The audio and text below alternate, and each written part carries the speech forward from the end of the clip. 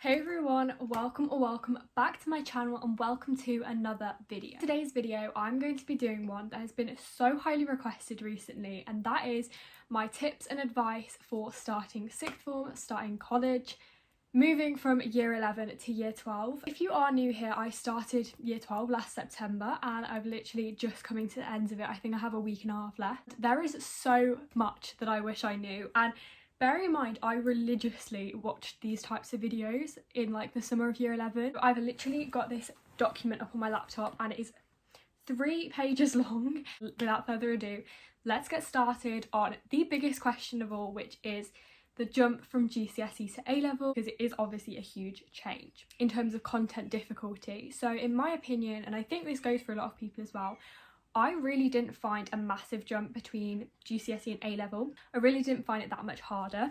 However, now getting towards the end of year 12, I definitely feel like it has stepped up a little bit, but it is such a gradual, slow change between like how difficult GCSEs are and how difficult A-levels are.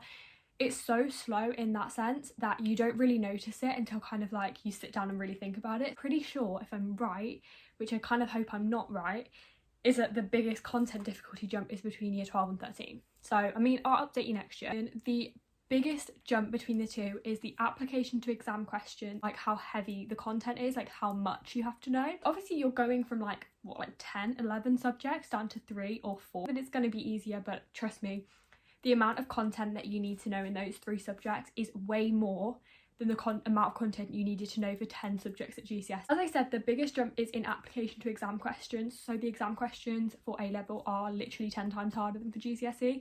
You need to be so much more specific, you need to have so much more knowledge, you need to like, it's such a step up, and the way exam questions are worded, especially for me in chemistry and biology, is completely different. Also, the mark schemes are so much more pickier, so that is in the sense that it's so much harder. Because all of the exam questions are a lot harder, the skill is going to be learned over time, but don't worry if that's not coming to you straight away and you're struggling with it. It will come with time and it will come with practice. So what you get taught in your lessons may not always cover the whole specification, so it's really important to be looking at that yourself and going over any kind of gaps in what they've taught you. Sometimes the teachers literally do not have time to teach you everything.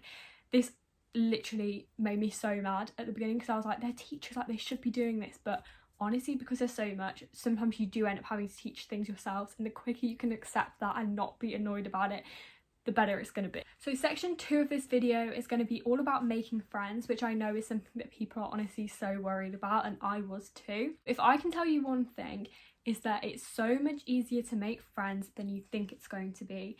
Everyone's in the same boat, especially in those first few weeks. It's so important to push yourself outside your comfort zone and talk to people, because during those first few weeks everybody wants to make friends. Nobody really knows each other if you're like going to a college like I did. Obviously it's a little bit different if you go to a sixth form where people already knew each other. People do genuinely want to have a conversation. Don't stress, like not everyone's gonna like you, but you're not gonna like everybody, and that was a massive thing for me and my confidence. The tips that I would give you for making friends though, if you're standing near somebody or you're sitting near somebody, just make conversation with them. Just go up to them, say hi, compliment them. You could like compliment their outfit, their hair. Conversation starters, you could literally say like, what subjects are you doing? What subjects did you do at GCSE? What school did you go to? What they want to do after college, like what are their future goals? If you're complimenting them on something, you could ask like where their outfit is from or something. I don't know. It probably will be awkward, but that's fine. Like awkwardness isn't always a bad thing. If you're sitting near somebody in class and you do want to get to know them a little bit more, I would really recommend asking for someone's Snapchat, get chatting to them online, which could be obviously less awkward. Also, one thing that I did with literally like my closest friend that I made in college is I added her to my private story. I knew I wanted to be friends with her and I knew we were like quite similar people, so I added her to my private story, and then that gave us conversation starters because she could reply to my private story. Thing I really wish I did more of was ask people to go to like a coffee shop or go to the shop or go to the library or something. I think it's really important to ask people to do stuff outside of lessons. I've literally only just started doing that. I think that if I'd done that before, I would probably be closer with people. People did ask like my experience with friendships. Did my friendships change?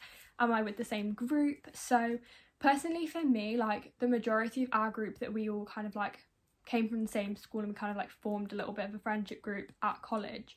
That's kind of stayed the same. I definitely drifted with people. I've like my friendships have 100% changed. drifted with people I didn't think I'd drift with, but also become close with people I didn't think I'd become close with. So it is swings and roundabouts, and you know, it'll be fine. We're going to move off that topic and into section 3, which is about organisation. I'm going to kind of tie this in with preparation over the summer and what you can do to get yourself ready. Organisation is a massive thing with A-levels. As I said, you're going to get so much content, you're going to fly through content. Like, it's not like at GCSE where you spend like a couple of weeks going over the same topic. You'll literally finish a topic in 2 lessons sometimes. It's crazy. So this is my organisation advice. You're going to need, depending on how many subjects you do, you're going to need 4 folders. So you're going to need, if you do 3 subjects like me, a lever arch folder for each subject that you do. Label 4, one of those smaller ring bind folders, and that is going to be your day folder. This is like equally as important, because if you think about having like a big fat lever arch folder, firstly, that's not even going to fit in your bag. Secondly, it's going to be so heavy. And in my day folder, I have all of the work for my current topic. Because I have 2 teachers for each subject, I'll have like, essentially I've got 6 topics in that one folder. It can get pretty full. So as I said, if I had like a day where I didn't have a chemistry lesson and I just wouldn't bring all my chemistry work, I just, you know what I mean? Like, you kind of do figure it out as you go along. Day folder is pretty simple to organise. It doesn't really need to be that organised, but rather than coming home and emptying it out every day into your other folders, wait until that whole topic's finished. It will probably not take you that long to finish a topic, but I wouldn't empty the day folder out until you finish with that topic. Another thing that you can buy over the summer is some folder dividers to go in your lever arch folders.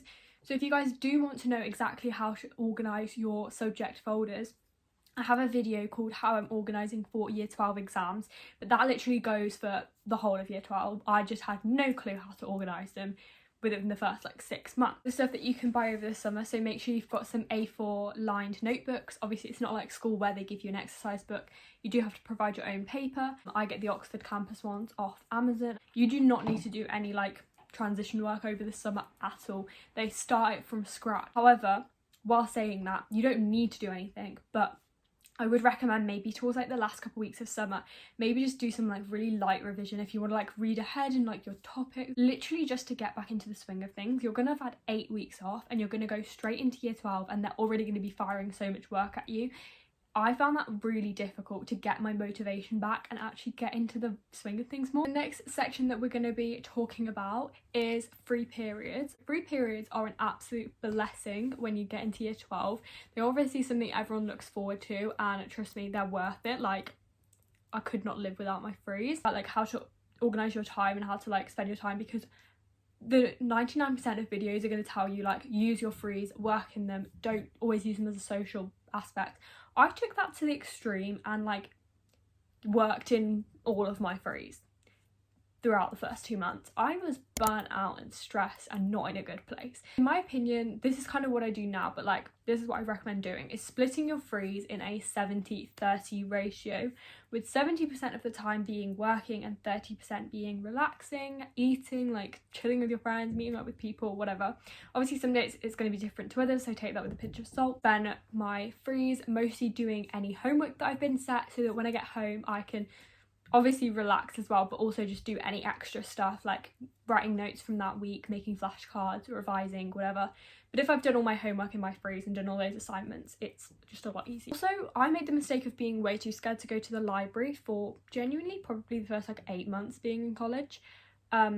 Bad idea, don't do that. The library is going to be so helpful. If you have a library or like quiet study spaces, go there. You'll get so much work done, I promise. And I'm going to be telling you guys how I revise and how you can start revising from the start of year 12 and not feel like you have no idea what you're doing.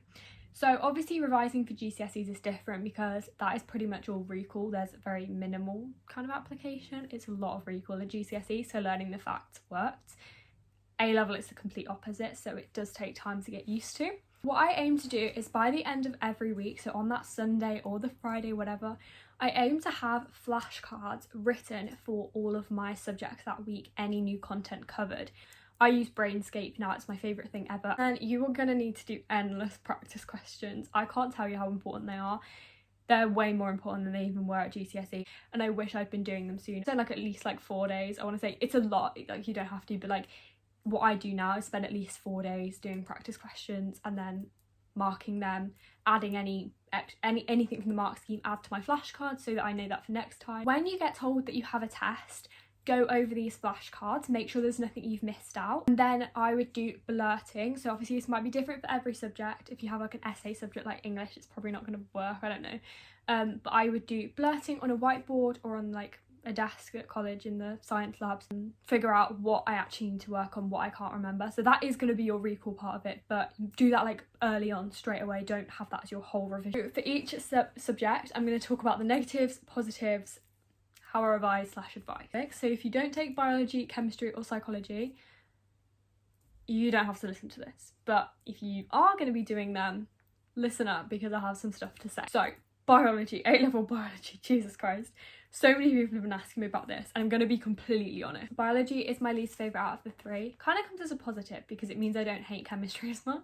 Some of the topics, don't get me wrong, I really like. For example, the heart structure, disease, I really like anything to do with that. But biology goes into massive amounts of detail.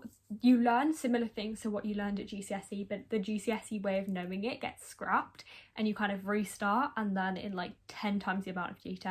Biology does require a lot of effort and a lot of time, and you have to know everything back to front, inside out, but it's doable. All jokes aside, if you do really like it at GCSE or it's one of your favourite subjects now, chances are you'll be fine. Many people will tell you it's very, very content heavy, and the application in the exam questions as well as the mark scheme are honestly quite intense. The best way that you can get around is by doing a lot of practice questions. In terms of practicals, somebody did ask if they are difficult or like how do they work. The practicals aren't difficult at all in biology or chemistry really, like they're really not that hard. They're kind of similar to GCSE, but they're a lot more interesting. You get to do a lot more different ones. Somebody asked like how they work, but like you kind of get like a practical booklet. Your teacher goes through it with you. Like it's really not that much different to GCSE. It really does link well with other subjects, especially if you do something like chemistry, psychology, maybe geography, I don't know. It does link really, really well. So it is a good like rounded subject to take. Some of the year 12 content is honestly fairly easy to understand. Like the cells topic I found pretty easy to understand. Like again, it's all about application really. So in terms of content difficulty, like I haven't found it hard really at all this year. How I revise, so in class is obviously so important to pay attention. Like even in the boring stuff, just pay attention or you'll find yourself.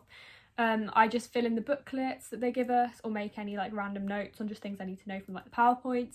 Then I'll convert them into my Brainscape flashcards at some point after the lesson. Questions, summary questions in the textbook. I try and do those weekly. It doesn't always happen, but I try. You combine science or triple science, it really doesn't matter. It doesn't make a difference at all. I did combined. Most people did triple, but like I don't find it any harder than they do. Your whole module 1 is all your practical stuff. It's so easy to forget about that. Do not abandon it because you could get like a 6-mark question on a practical. Let's go over A-level chemistry year 1. So the negatives to chemistry, I actually only have 2.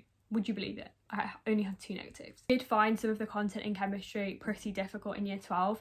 Amount of substance has been the bane of my life, and it was literally the second thing we did. But as long as you keep going over it and make sure you ask for help.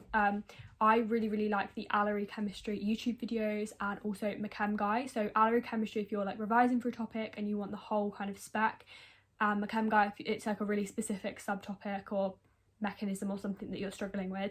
Obviously exam questions are a lot harder than they were at GCSE, like a million times harder, but once you've had practice with them and you kind of know what styles of questions are going to come up, it makes it a lot easier, and I've definitely seen the biggest improvement in my chemistry grade this year. So for the positives, it is probably one of the most interesting things that I've like, including like all my GCSE subjects and my A-level subjects. It is so interesting. There is one topic this whole year that I found boring, and it wasn't even that bad. It's definitely not as content heavy as bio and psych either. Like the stuff you have to know is harder, but there's not as much of it compared to the other two. The practicals are so much better than the GCSE ones. Like you get to use so many more cool things, and again, the required practicals aren't as hard. Like the worst thing about practicals, in my opinion, which is definitely just me because I'm stupid, is that I can never find the stuff in the lab. Like I'm just wandering around like a lost sheep. Revision is literally the same as biology, so I'm not going to go over that again. However, I do really like in chemistry to make like summary sheets or mind maps and different things. That's really nice to have it all in one place. Finishing this video on my favourite subject, which is psychology. That are some negatives, of course, to any subject. But for psychology, it's definitely such a love-hate relationship with people in my year who do it. I do just want to say though, I think it depends on the exam board, because a lot of people who do AQA think that the content style of it is bad. There's a lot of like, apparently there's a lot of research methods, which we don't have in Edexcel, but I think the Edexcel exams, it's harder to get marks. I don't know, that's just what I've picked up from talking to people, but it depends what exam you do. My first negative is that the exam papers / mark schemes for Edexcel are hell. Like, it is so difficult to get marks, and the exam technique is harder than I ever would have expected. Like, it's really, really difficult, and I still struggle with it now. A lot of new content and definitions, and it takes a while to understand them. In terms of like basis of content, I don't find it too bad, but there's a lot of concepts that you need to wrap your head around. Topics are all very different, so this can become a positive and a negative. So your chances are you're going to find some topics rubbish, boring, you don't like them, whatever, but you are also probably going to find topics that you really, really do enjoy, and for me that is bio and criminal. Like, I love them. A positive for me is that the spec is really organised. I don't really know how to explain this, but it just seems to go in a nice order. Like, there's some different subtopics, there's different studies you need to know, there's research methods. It kind of just goes in a nice order. That's everything that I wanted to cover today, so I really hope that you guys did enjoy watching this video and that it was a little bit more helpful to you. Like, everybody is going to be on completely different paths, everybody is working at their own pace, so the biggest thing that I wish somebody told me is just don't compare yourself. And I will definitely be back next year with a video on what I wish I knew before year 13, because trust me, I'm not looking forward to it. And I will see you guys next Friday at 5 PM.